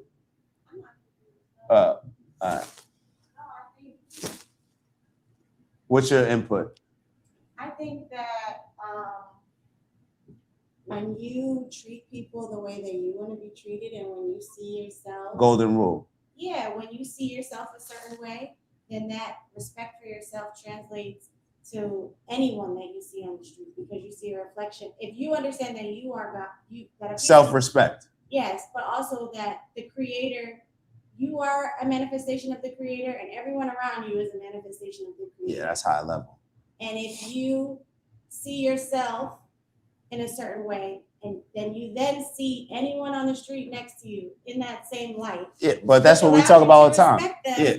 And allows you to approach situations in a certain way. Of course, if somebody comes to attack you, you have to defend yourself. But it's up to you. You don't have to. Well, go ahead. I mean, you don't have to defend yourself, but I get what you're saying. Your natural inclination is at least to push them away or to run, fight or flight. Mm-hmm. That's everyone's natural inclination, fight or flight. So there are. You can run from a situation. You don't always have to. You don't always have to defend yourself with violence. Look at the guy in Australia. His instinct, he could have ran. They had pictures of female police officers. But running to stop violence rather than running, he didn't run to retaliate. No. I'm saying the guy who took the gun. Right. His instinct was to fight. But yeah, that's a different conversation. Running to stop violence is different than running to get back. But that also takes a certain courage, correct. Yeah. And it takes a lot of courage to not retaliate in certain situations as well.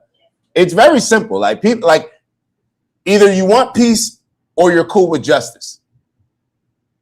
It's very simple. We can't have both. Like we sit around and wonder why certain things are happening around the world. This is because we have this mindset. It's one or the other. Either you want a peaceful society or you want one that is okay with having certain levels of justice. And with justice is always going to come an answer for the violence that is being committed. So if somebody commits a violent act, what is the justice that comes with a lot of that sometimes? Yeah, that's the whole, I've said it 3 times on the show so far. But my mindset is what violence only begets violence. So it's you can't have it both ways. You can't have it both ways. Glay, let's move on to this the rest of this JD Vance combo, and let me know what your thoughts are. I'll go back a couple seconds just so we can remind ourselves what Theo asked JD. But like, well, I'm paying these taxes and they're going towards this, like, but you can't do anything, like you can talk, but it's like, you can't, I don't understand how it becomes like tough for people. Like sometimes it feels like we look out for the interests of Israel before we look out for the interests of America. So let me say a couple things. So number one, like I think you're a great dude, so we don't always have to agree on everything. Do I think it's totally. do I think it's a genocide? No. And here's the reason why I don't think it's a genocide, because I don't think that the Israelis are purposely trying to go in and murder every Palestinian. I don't think that's what they're doing. I think they got hit hard, and I think they're trying to, like, you know, sort of destroy this terrorist organization, and war is hell, and that is true. I also think it's true, man. I mean, I've seen people on my side of the political aisle. I'm a Republican, you know that, but your audience may not, who like will see these videos of these innocent Palestinian kids and say, "Oh, well, they had it coming to them." No. Like if you have a soul, your heart should break when you see a little kid who's suffering. Which is why we have the policy that we have, which is we're trying to eliminate the conflict, eliminate the source of the conflict, so that we can actually bring some peace and some humanitarian assistance into people. And that's my basic view. And yeah, the president's interesting. He's a pro-Israel guy. Yeah. And he also recognizes. I'm calling cap. I'm calling BS. Not calling this a genocide because you don't think that Israel's intent is to. That's like walking in the building and shooting up everybody. You're just shooting at everything and just saying, look, my intent was not to, I was only trying to kill this one person, but you go in there with a machine gun and just, bro, this is the weak male leadership that we talk about. And it's going to take a lot more courage. See, to that point that we were just addressing, it takes a lot more courage to stand on the things that we're saying rather than to just promote violent responses. Especially when we are the big dog. See, all of this tough talk sounds great when you're the big dog, when you're the one with the biggest gun. But bro, knock it off. You're saying that they're not trying to commit a genocide while literally Bibi Netanyahu and the Israel leadership are referencing the Amalekites, which was genocide in the Bible. It's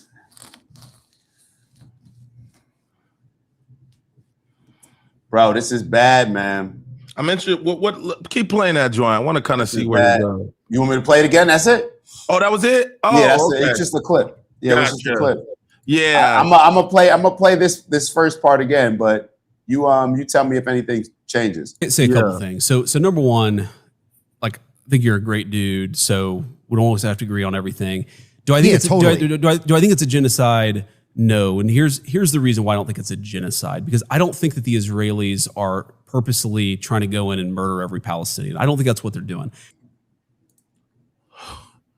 Keep that shit going. It's like, wait, what? Like, you don't think that? Oh, not every single one. All right. I think they got hit hard, and I think they're trying to, like, you know, sort of destroy this terrorist organization, and war is hell, and that is true.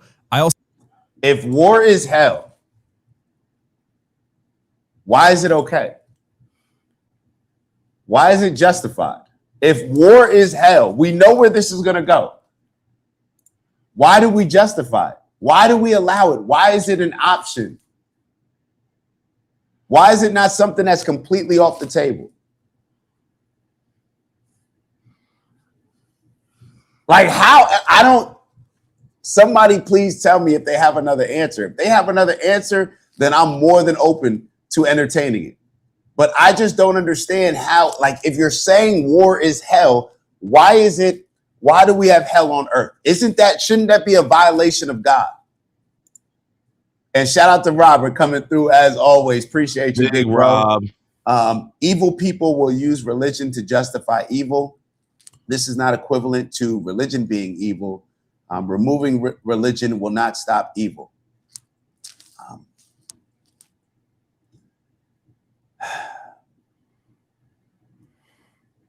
Well, name the points that you agree with part first. Evil people will use religion to justify evil. I agree with that. This is not equivalent to religion being evil. Removing religion will not stop evil. Let me kind of, and I don't know how we keep getting to this, but this like, I feel like the post didn't exactly say that, but okay. But I believe that this was in response to something that we said earlier. How about we break it down more specifically? So if we're removing religion overall, we're saying will not stop evil. How about we actually just laser focus on the religions that are here? And let's say that perhaps there needs to, so it's like, and when people use this argument, it's like there can be no improving, like there can be no change. So should we change and update religion? We talked about that. Should we change and update it based on like, hey, we see a flaw here in which a lot of people are able to use this to conduct evil behaviors? Like, is it that out of pocket? Let me ask y'all this question, like, and it's mind blowing almost how we can't just look at this from a simplistic standpoint. And the only reason we can't is because people are so tied to the damn religion.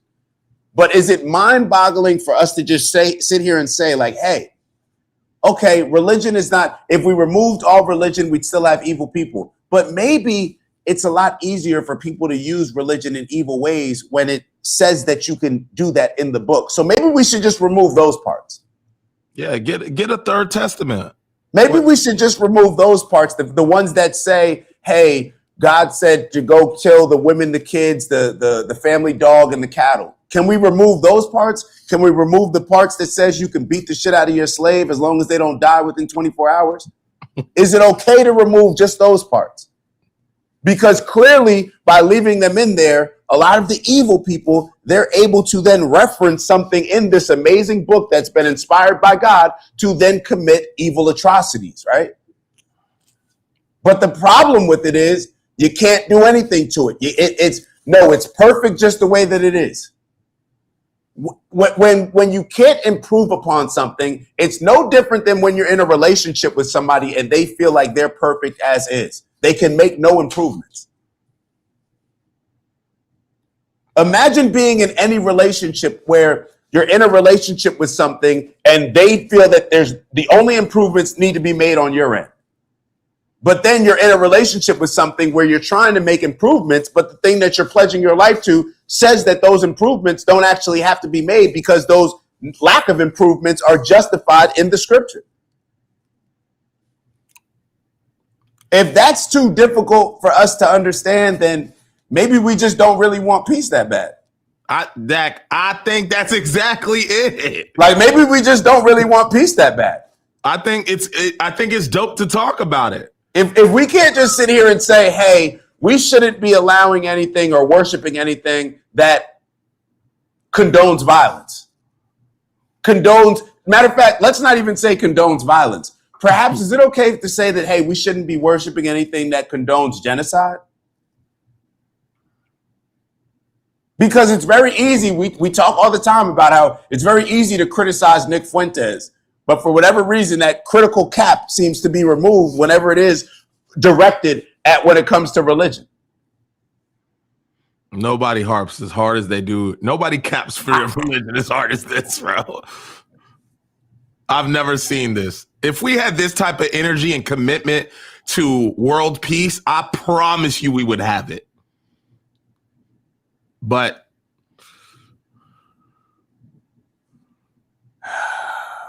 they don't want that shit, bro. They telling us. We don't really want peace. Yeah, I think we're seeing that. Like, we're hip to this. We weren't hip. I didn't know. Nobody told me in the locker room this wasn't the play. Damn, see, we had different goals. I thought we were jumping on board. Okay. I thought we were blitzing. It's third down. I thought we was all blitzing for the sack. I'm just now getting word that wasn't the play, bro. We're sitting in cover 3. We was like, oh shit, y'all made it seem like, oh, we were disguised in a different coverage. I didn't know. Angel West. Shout out to you, Angel West. I knew you was coming in with it. The greatest collection of medieval fiction ever assembled, Alan Watts, on the Bible. I didn't mean to laugh. I didn't read the comment The greatest collection of medieval fiction ever assembled. Alan Watts on the bottom. And see, Angel, you making it where we can't. Nobody go listen to us when you try to play this, Angel. I remember Angel from last week, so we know we fought with him. But damn, bro, you put it in a way where it's like we can't really lean into that. Shout out to Abuha also. No, we want peace. I feel you. Maybe you trying to blitz too. Yeah, Abuhan. I'm with Abuhan. I'm with Abuhan. Whatever he on, that's what I'm on. Yeah, Abuhan trying to blitz, but we just didn't know the rest of y'all who had the same jersey on. We didn't know y'all weren't blitzing. Y'all were in cover 2, cover 3. We had no idea. So we just didn't know. If let's say that peace is impossible, would you still chase it? I would still chase it, bro. It feels good. I don't know what feels better. Yeah, like let's say that it's impossible. Let's actually just accept. Okay, see, peace. Angel laughing. Peace is impossible. Mm-hmm. Does it mean that we shouldn't strive for it? Perfection is impossible, and we strive for that. I don't get, it's just very hard for me to understand and see like so many parents believe that their kids, like lie to their kids and tell them that they're going to be the next LeBron James, that they're going to be the next whoever, you know what I'm saying? Like you're going to be the next Saquon Barkley. How are y'all so comfortable lying to your kids when it comes to that? Striving for your kids, telling people out loud, saying my kid's going to go to the league. How are we so comfortable playing the lottery in those regards, but not actually doing something that makes us feel better, that contributes in a more positive way to society? I just don't understand. I don't understand. Like, don't people, when people realize that when people justify their thoughts and say, oh yeah, peace is impossible, so therefore, nah. What y'all are saying is BS, bro. Peace is impossible. You're not living in reality. Don't you realize that they got you? Like when they sit back and hear you talk, who's they? I'm talking about the people in power. When they sit back and they hear you talk, don't you think that they realize like, oh, we got him. Got him. Got him. But they listening to me like, yo, this dude still? And they listening to BK like, damn, bro, still on? Oh, no, we gonna get him. Like y'all, like this isn't. These are not leadership qualities. Yeah. When Abuhan is spinning the block, he blitzing off the left. I'm just telling you, it's the fourth quarter mindset. We might not win, but they're gonna remember us. And you know what though? It's important for us to identify who's pushing for what. It's perfectly okay, and I'm glad that everybody's comfortable expressing where they stand on a lot of this stuff, because I think that it also allows us to understand when we talk about a lot of these other issues. I think it allows us to gain a better perspective on why perhaps people are leaning one way or another based on your thoughts on this particular area. Like, I'm not trying to really argue with people about whether or not achieving the greater peace is possible. That's not what I'm trying to do. You'll probably win that argument. Like, there's probably more ways for you to justify that argument. But it's so funny how things need to be justified when it comes to us actually doing something that would be more aligned with God. We can all acknowledge that peace would be more aligned with God and be more godly, but we need all these justifications to follow that. But we don't seem to need those same justifications when we're following something else. You know what that something else is. You know what I'm saying? Like it's like I don't need any justification. Prove to me God is real. Prove to me that Jesus was born by a virgin birth. Prove to me that some man walked on water. Prove these things to me. You can't prove any of those things to me, but you have faith in that. And that's what drives you. But for whatever reason, when it comes to having the faith in the peace, and obviously something that we all can understand that God as the creator would want. But then all of our faith just seems to go out the window when it comes to that. It's like if it's real, there's no faith. But All right, that's too far. We got a couple super chats flying in, and it's 9:45. Oh yeah, it's time to it's time to wrap it up. So it looks like we got Robert back in the building. What we got, Robert? Shout out to you, appreciate it. You always interacting in the chat with us. There are over 45,000 different Christian denominations. It is definitely evolving. There are many that reject Old Testament violence. One more time. There are over 45,000 different Christian denominations. It's definitely evolving. It is definitely evolving. There are many that reject Old Testament violence. Let me ask you this: if there's 45,000 denominations, that I see that as basically like changes between the groups. There's 45,000. I don't know, but going off of what Robert's saying, don't y'all find it kind of strange that out of all these denominations, how many do you think would say, hey, we're going to remove violence from our denomination. We're not going to condone any violence. So clearly, just by there being 45,000 denominations, we're saying that, hey, you can make certain changes and alterations, right? There could be certain upgrades. Don't you think that would be like maybe the first upgrade that we would identify and address? Like, hey, maybe the first thing that we should go in and change is the things that are condoning violence. Aren't those the things that we should perhaps stand on, like from the jump? Because what did Critical start off saying? And this is what I agreed with, I forget the other gentleman that we were going back and forth with a little bit. Yes, I remember you talking about. But certain aspects of what they're saying, you got to agree with. Because it's one of those things where if you have a foundation established on violence, then there's always going to be, a resorting back to that once it's justified, because it's always going to be an accepted radical form of behavior. But so I get that. So you're right. Yeah, we do need to change something. And why is it okay for us to evolve? Like, shouldn't that be one of the first evolutions? If there's 45,000 denominations, shouldn't one of the first evolutions be like, hey, maybe we should get rid of the violence? Why isn't it? That's the question that I asked. Why isn't it? So Mickey, shout out to Mickey. Mickey wrote, you want to get this one? Oh, sure. Do you have a full understanding of the Amalek, which God ordered to be destroyed? That was what the story you was talking about last week, right? Yeah. Consider the flood. Even if it's all a myth, it makes more sense when you understand that the Nephilim were and are. And so let me address the first question. Do you have a full understanding of the Amalek, which God ordered to be destroyed? I don't think I have a full understanding of anything. I'm sure there's some context, especially when you have a book that's based on interpretation. That's why you have 45,000 denominations. I'm sure all of those 45,000 denominations, they believe that they all have a full understanding. That's kind of the point in all of these conversations. Like, what did you expect me to, like, all due respect, Mickey, I'm not saying this to be like disrespectful, but did you expect me to sit up here and say, yes, I have a full understanding? I don't know if I have a full understanding of anything on this planet. So it's like, does anybody? I guess I should ask you the question. Do you have a full understanding? And I welcome any context that you would like to further provide in order to justify one side of this argument or another, or just to provide some clarity.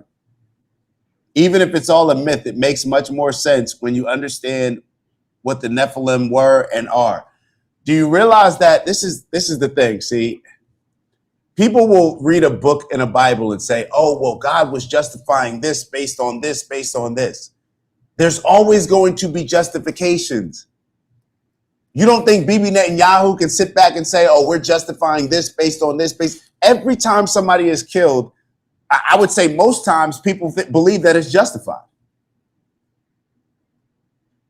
Most crimes that occur, people believe that they're justified, but does that make them justified? Especially if we know the direction that it's going to push us in. So, you got another one by Angel. Stay with it, son. Keep studying. Anyone could be the next Carmelo Anthony. Oh. That's not the Anthony. That's Carmelo with a K. That's the one that had that. Yeah, she must have been talking about with the basketball. You got to put the C, Angel.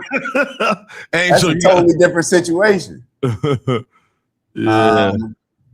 I saw a good response. Abuhan, hold up. Now I gotta Abuhan, your words are sounding familiar. I'm over here like, did somebody, did one of the homies, Get in the damn Discord. Yeah, we don't even know what's in our oceans, but swear they know how God sees things. That sounds like Bez. Maybe Bez may have changed his thing. Because I know Bez always talks about that. He been having new energy since he entered. Yeah. I feel like this is a new cat. Finn says 45,000 BK, no cap. Nah, for real. I didn't know that's 45,000. Oh my goodness. Yeah, a bunch of people saying yes, there's 45,000 different denominations because of pilgrims and colonizers' government. Wow, y'all. Yeah, y'all definitely put me on game. I did not know that, bro. That's a lot of different joints. And shout out to Mickey coming through again. I'd love to have a conversation with you about it. It involves the casting down of Satan with 1/3 of the angels and inbreeding with humans.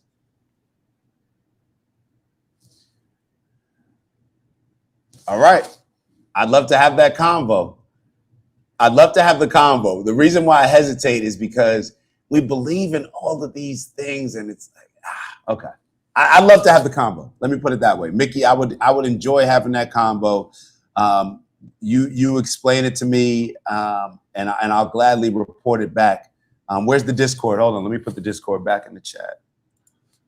I think I have it on here. So definitely, y'all tap into the Discord for those that want to have some more engaging conversations and elaborate on it a bit after the show. Yeah. All right, let's wrap it up. I want to finish off on a positive note with all this and remind ourselves something that we always talk about in this chat, which is to be the change. And we'll have disagreements on perhaps how to go about things. We'll have disagreements on what's possible, what's not possible. But at the end of the day, when I hear about free will and what that means to me, that means that I have the ability to make certain decisions in my life to contribute a certain amount of energy or a certain type of energy to this world in whatever way that I want. So we all are responsible for the energy that we're putting forth into this world. So when we have a lot of these darker conversations about all the negatives that are occurring in this world, just like somebody can go and radicalize themselves and pick up a gun and start shooting people, we can radicalize ourselves with positive energy.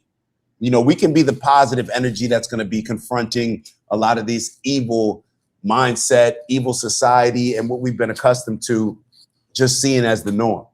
So it's very important for us to fight and show that courage in more of a positive way, in a peaceful way, if the goal is to combat a lot of this hatred with love and to get humanity to one step closer to achieving that greater peace. And the goal may not necessarily be for our generation to achieve that greater peace. But don't we want to leave this place in somewhere where the next generation is one step closer to where at least all the problems that we can solve on our side? If it's something as simple as saying like, okay, let's not condone any justification of violence. Is that worth leaving the world in a better place? So therefore the next generation can then take, which is probably going to be a very simplistic step, again, just like this would be, but take it to the next stage. What we accept, what we allow, what our standards are. Like those are things that we can control and that we can be responsible for. And I think that when we understand that we can be the change in whatever way that we want to see change in this world, the first step is we can be that change. We can take that on. We can take that fight on. We have a responsibility and an obligation to take it on. Matter of fact, it goes beyond we can do this. If our purpose is not to leave this place in a better place and contribute to society in a more godly way, then what would it be? So I don't want us to be overwhelmed in a negative way with a lot of this stuff. See it as an opportunity, and also see it as in a positive where, sometimes a lot of, we need to have that crash out before we can understand like, hey, this is on us to change. It may be a very different conversation about peace when, you're picking your kids out of rubble in Gaza compared to us who, we have DoorDash and all these privileges in America. And in other areas throughout the world. But I just want us to be fixated on what can we do to contribute in a positive way. Yes, we're striving to accomplish something that may be seen as impossible. It may be, but does that give us justification into not striving for it? To me, when you look at somebody doing that on a team, that's being a sucker. That's being a sucker. When you allow the likelihood of something to justify or to change your actions and to change your principles and morals. So that's what I'll leave people with. Do we have anything else that came in, BK? I think we had another one. We had a super chat come in. Yeah. Let's see. 17-year-old Carmelo Anthony. So it was that Carmelo, the murder and the stabbing of the 17-year-old Metcalf, the high school track joint. Correct. Yeah. So he did spell it the way he wanted to spell. Oh, so you were trying to say. So what was the? I'm not. You were talking about basketball. I think it maybe just. I won't. I don't know. Yeah, I don't know. Yeah. I'm hoping for less and less of situations like that. So, yeah. You want to get to this breath work? Yeah, let's get into it. All right, so we're gonna do shout out to, and if you are getting ready to leave, please make sure that you like and subscribe on your way out. We are getting ready to get into the most important part of the show, which we do our box breathing exercise. At the end of every show, we make sure that we're meditating, manifesting, getting the positive energy into our system, getting the negative out, especially when we're talking about a lot of these heavy topics. So we're going to begin our box breathing exercise where we have a 4-second inhale, inhaling positive energy, being very intentional, feeling the positive energy entering your system. We're going to do a 4-second hold, and then we do a 4-second exhale in which we're getting rid of the negative energy. Another 4-second hold, and then we're going to repeat that cycle 4 times with the goal of being to get rid of all the negative energy and to just be circulating positive energy by the end of this exercise. So with that, and I see a good comment from Abuhan, we strive for what's right and leave the outcomes to God. I love that. That's what I'm going to be focused on, throughout this meditation, manifesting, whatever it is that you want to call it, this breathing exercise. So on that note, if you are in a safe place, I invite you to close your eyes, but you choose what's best for you. We're going to start with a 4-second inhale. Ready, begin. Hold. Exhale. Hold. Inhale. Hold. Exhale. Hold. Inhale positive energy. Hold. Release the negative. Hold. All right, on this next inhale, let's be very intentional. Inhaling positive energy. Feel limitless energy, no ceiling. Ready, go. Hold. And on this, not yet. When we do exhale, we're going to get the rest of that last bit of that negative energy out of our system. Release. Hold. All right. Y'all know we come here to do, man. Elevate on purpose, all right? We're striving for monumental goals here. We're striving for monumental goals, and when we're striving for something that is such a big goal, obviously we got to be very intentional, all right? Very intentional with the decisions that we're making, with the standards that we set for ourselves, both as leaders in our communities, our villages, our tribes, as well as us making sure that we're putting that onus and responsibility on ourselves to grow and develop into the beings that we need to grow and develop into in order to have the tools, the skills, the perseverance, everything that's needed along this journey to strive for our desired goal. Y'all know what I mean when I say get to that bag. If y'all don't, this is what's going to serve as your guide rail, your North Star, your compass, your directions. It's all the things that we're focusing on throughout the day, throughout the week, throughout the month, throughout the year that's ultimately going to determine our impact on this world, what we like to call our personal legend. So in order to do so, we want to make sure that we're moving as efficient as possible. And the things that we focusing on, those are going to dictate whether or not we are able to move as efficient as possible. So the things that I like to focus on in my bag: peace, love, happiness, health, wealth, and in everything we do, integrity, and of course, got to add balance. And on that note, Glay, I see you in the chat. You share some positive words for us to take us out, and we'll go from there. Yeah, this is a good one. We strive for what's right and leave the outcomes to God. Love that, Babu Han. Iceberg with the fire emojis. That's the original fire emoji person, right? Yeah, we can say that for the end. That's the last one. Okay, that's what I thought. Okay. Angel West said they all can't be home runs. All good.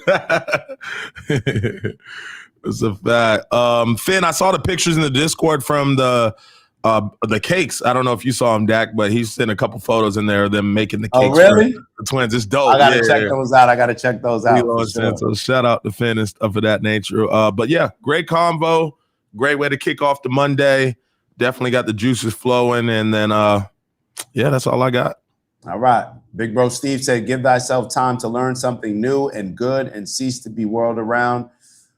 Marcus Aurelius, always good to finish off with a Marcus Aurelius. Did you read this one from Finn? Oh yeah, that's the one that you just read, right? No. No, this isn't the one. We must stop being divided by what we are called and stand united by what we are. Human beings bound by truth, dignity, and a shared responsibility to one another. Finn 74.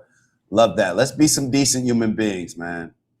Let's be some decent human beings. And we will see y'all tomorrow, 8 a.m. Quee sent the fire emoji, so y'all already know what that means.